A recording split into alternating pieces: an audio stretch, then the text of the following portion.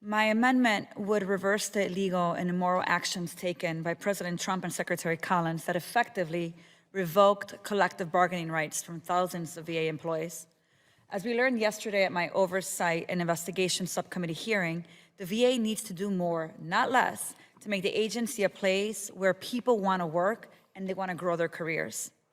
I'm alarmed by the level of attrition we are seeing at the VA from veteran-facing employees.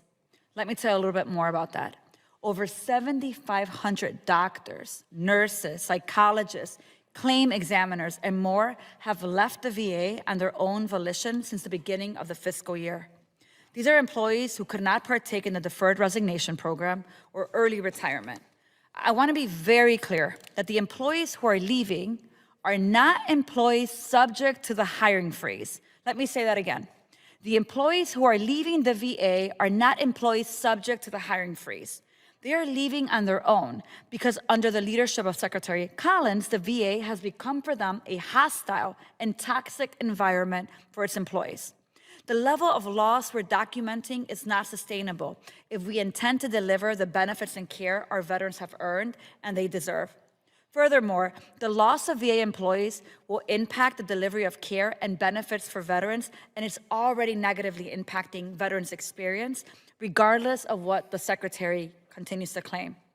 Workplace rights, including the right to collectively bargain, have been enshrined in the law for decades.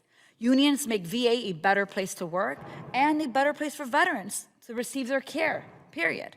When implementing President Trump's executive order that aimed to abolish collective bargaining at the VA, Secretary Collins, in essence, made it clear that he was going after his and Trump's political enemies. Simply put, some employees at certain facilities would get to keep their collective bargaining agreements, while others who may work at a VA down the street would not. I mean, how do we decide? Loyalty to the administration?